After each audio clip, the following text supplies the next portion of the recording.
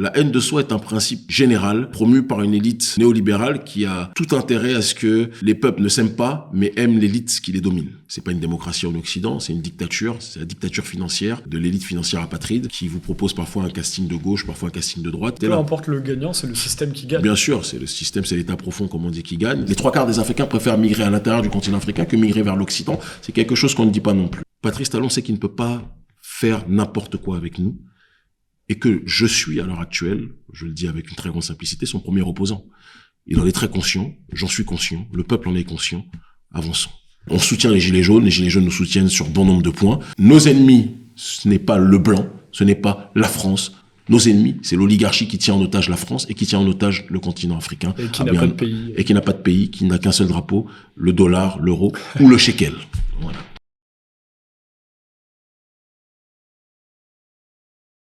Bonjour à toutes, bonjour à tous. Merci d'écouter François. Le peuple est aujourd'hui dépossédé de son pouvoir. Est-ce que la solution pourrait être la réunion des peuples entre eux? C'est ce que soutient notre invité du jour, bien connu pour ses prises de position fortes. Président d'ONG, chroniqueur politique, figure de proue du mouvement panafricaniste, Kémy Séba dénonce un néocolonialisme.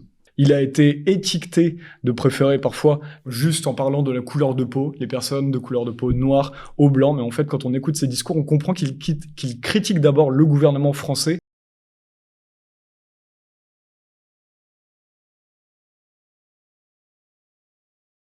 Patrice Talon est un pion ou un co-contractant de cet impérialisme-là.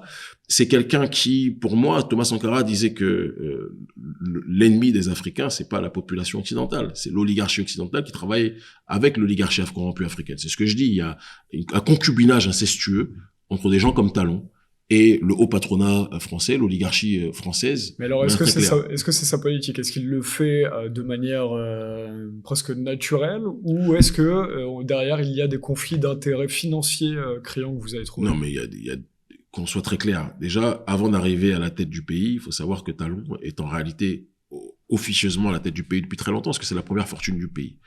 On parle de quelqu'un qui est millionnaire en centaines de millions d'euros, plusieurs centaines de millions d'euros. Je crois qu'il a 400 millions avant la présidence de Fortune, dans un pays qui est classifié comme un des pays les plus pauvres au monde. Ça me fait penser un petit peu à l'image que je sors souvent, où il y a 10 personnes, il y a 10 fruits, on va dire 10 ananas. Il y a une personne qui vole, parce qu'il a les moyens coercitifs pour cela, qui vole 9 ananas, et qui laisse un 10e ananas pour les 9 autres personnes. Et il dit, moi, je suis riche, j'ai les 9 ananas. Non, t'es pas riche. Tu as volé 9 ananas et tu as poussé les autres, dans un cadre de paupérisation, à se partager le seul ananas. Et tu dis que les autres sont pauvres et que toi, tu es riche. Non, il y a un pillage qui est effectué. Et donc, il est arrivé avec cette mentalité de pilleur, en voyant le Bénin comme son entreprise, sa start-up, et on est rentré dans un conflit d'intérêts profond. Il y a, par exemple, quelque chose qu'on appelle Bénin Control, qui est aujourd'hui au port de Cotonou. Tout ce qui arrive au port de Cotonou, il y a la taxe. Certains parlent de la taxe Talon. C'est-à-dire que il touche de l'argent sur tout ce qui arrive au pays. Les gens l'ont élu en pensant que, étant donné qu'il était déjà riche en arrivant au pays, il allait pouvoir justement ne pas chercher à voler comme d'autres le font. Alors qu'en réalité, il n'a rien fait d'autre que de chercher à accentuer le monopole qui est le sien dans vraiment une gabégie qui dépasse l'entendement et une prédation qui fait froid dans le dos. Donc, une gabégie. Il y a une gabégie financière qui est très présente dans la réalité du président Patrice Talon, dans la gouvernance Patrice Talon. Il y a une vision qui consiste à croire que le Bénin est aujourd'hui encore un royaume mais n'est pas une république. Et que donc il peut se servir dans ce pays sur tout ce qui est du domaine des ressources de ce pays comme si c'était quelque chose qui lui était dû.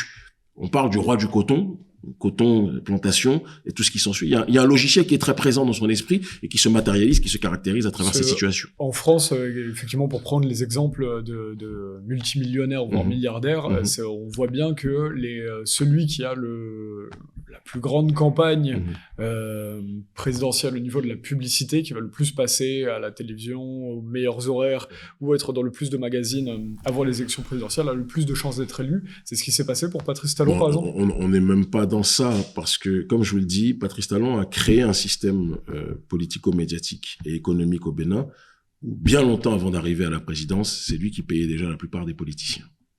Donc, c'est lui l'ancien président Yaya Boni, qui est aujourd'hui son adversaire, Patrice Talon a contribué à le financer à une certaine période. Auparavant, quand Yaya Boni était le président, il payait tout le monde. Parfois même des opposants, des gens qui se battaient entre eux, il les payait pour avoir la main mise partout. À un moment donné, il a décidé de ne plus être derrière le rideau et de prendre le pouvoir lui-même. Mais celui qui a le pouvoir économique à 100%, malheureusement, peut décider aussi de la réalité sur le terrain politique. Et on est arrivé à cette matérialisation. Et les élections dans nos pays n'ont rien à voir avec ce qui se passe en Occident. Pour le coup, je trouve qu'il y a quand même beaucoup plus de réalité démocratique en Occident qu'il y en a dans nos pays où les élections, vous n'allez pas vous lever demain pour vous présenter et pour accéder à un poste de responsabilité sur le terrain électoral au Bénin. Ce sont les grandes fortunes qui décident de ce qui se passe au pays. Pour l'instant, ça va changer, je vous le dis, je vous le garantis, parce qu'il va y avoir un basculement au Bénin comme il y en aura partout, comme il y en a un peu partout en Afrique francophone actuellement. Au Sénégal notamment. Au Sénégal, on n'y est pas encore, mais je suis pas du tout sûr que... Il y a des élections prochainement. Il y a des élections prochainement, mais je veux dire, celui qui est le plus gros opposant dans ce pays-là, Ousmane Sonko, à l'heure actuelle, n'est même pas sûr de pouvoir se présenter. À cause des pressions? À cause des pressions, il est incarcéré pour des histoires d'accusations de viol sur lesquelles je ne vais même pas revenir. Et qui évidemment, on sent un complot politique dans cette réalité.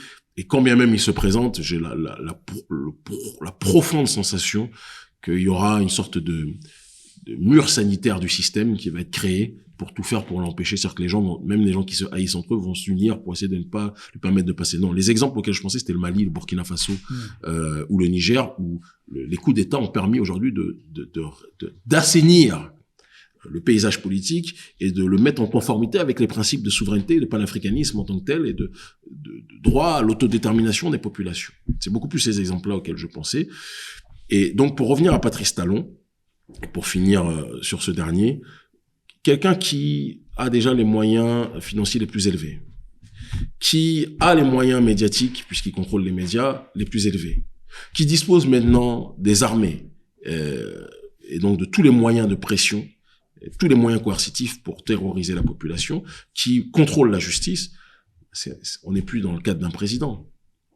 On est face à un roi, ou un empereur, un prédateur. On est face à du Mobutu. Il y a d'ailleurs beaucoup de points communs que je vois entre Mobutu et Patrice Talon. Mobutu qui était dans une sorte de valoriser la culture en surface. Donc il y avait une sorte de souveraineté culturelle en surface. Et il y avait une profonde soumission politique et économique en off. Patrice Talon, c'est cette réalité-là. Il y a une soumission politique hystérique qui est maquillée par un vernis de souveraineté culturelle avec la réappropriation des œuvres africaines, etc., alors qu'il est en train de vendre notre pays à l'Occident, et notamment aux entreprises françaises et au MEDEF. Et c'est ce qui vous a valu les critiques envers Patrice Talon, du coup d'aller quelques heures en prison finalement. Alors, certains médias en ont parlé, mais on n'ont pas parlé que vous êtes sorti quelques heures après seulement. On est sorti quelques heures après parce que contrairement à beaucoup d'opposants, Patrice Talon sait ce qu'il y a derrière nous au Bénin. C'est ce qu'il y a derrière nous en Afrique francophone. Une force populaire qui vous soutient. Il le sait, il le voit. Et je veux dire que aujourd'hui c'est quelque chose de très lisible, que ce soit au sein de la jeunesse béninoise, et pas que la jeunesse d'ailleurs, parce qu'on est très suivi aussi par un certain nombre d'aînés, que ce soit en Afrique francophone, parce que tout est interconnecté. Il sait qu'on est parmi les voix aujourd'hui les plus audibles de très loin, et qu'on a un gros caillou dans sa chaussure, et qu'on rajoute à ça les alliances géopolitiques que l'on a. Patrice Talon sait qu'il ne peut pas faire n'importe quoi avec nous, et que je suis à l'heure actuelle, je le dis avec une très grande simplicité, son premier opposant. Il en est très conscient, j'en suis conscient, le peuple en est conscient, avançons. La guerre froide, certains parlent de guerre chaude aujourd'hui parce que le contexte a un peu changé, on n'est plus dans une bipolarisation entre l'Est et l'Ouest, on est dans une bipolarisation entre le bloc de l'OTAN et ceux qui lui résistent. On est dans une bipolarisation entre l'oligarchie néolibérale apatride qui a pris en otage l'Occident et ceux qui refusent cette globalisation que l'élite en Occident veut imposer. Donc on est contre, en réalité, l'Ouest contre le reste. Ou l'oligarchie de l'Ouest, pour être plus précis, parce que même le prolétariat de l'Ouest n'est pas d'accord avec l'oligarchie de l'Ouest. C'est pour ça qu'il faut être très, très précis dans les analyses, à mon sens. Tout à fait. The West contre le reste. On est dans cette réalité-là. Et c'est pour ça que vous allez aller au Venezuela, vous allez aller à Cuba, vous allez aller en Iran, vous allez aller en Chine, vous allez aller en Corée du Nord, vous allez aller en Afrique. Aujourd'hui, il y a des voix dissonantes et les BRICS, on a fait partie des invités d'honneur au sein de la société civile. et des organismes représentant quelque part la multipolarité, on a pu voir qu'on était aujourd'hui dans un monde qui ne se limite plus à une question de l'Ouest contre l'Est. C'est pas vrai.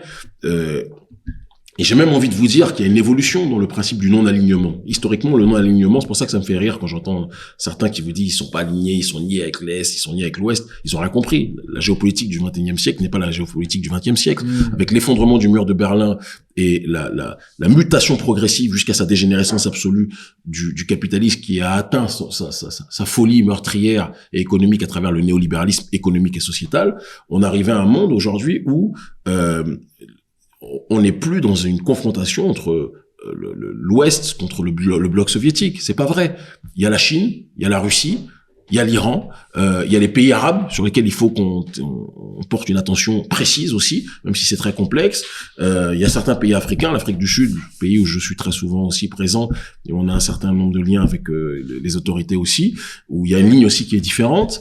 Et donc, il y a quelque chose qui, à mon sens, doit être pris en considération quand on analyse les mutations en présence. Ça, c'est le premier point. Le deuxième point, certains nous disent, Kémy, t'as pas peur que un jour la Russie ou la Chine ou la Turquie, dont on parle pas assez, mais qui est aussi présente sur le continent africain, finissent par remplacer les nations occidentales et notamment la France sur le continent. On va être très clair. Il y a un discours qu'on a tenu qui est visible sur nos réseaux sociaux, sur Facebook ou sur Twitter aussi, je crois, où j'ai fait partie avec ma sœur et proche amie, la grande sœur Nathalie Yamb. On a été les deux invités d'honneur d'une session interparlementaire entre parlementaires russes et parlementaires africains à la Douma, d'accord, donc le Parlement russe, cette année. Et j'ai tenu un discours qui, je pense, que très peu de dirigeants sont capables de tenir, institutionnels en tant que tels, que le jour, qu'aujourd'hui la Russie, aujourd'hui les Chinois, et d'autres sont nos partenaires, mais le jour où la Russie et la Chine feront l'erreur de vouloir imiter dans la démarche de prédation ce que l'Occident a fait, il faut qu'ils sachent qu'ils trouveront sur leur chemin, notre génération, parce que nous ne quittons pas un colon pour en trouver un autre.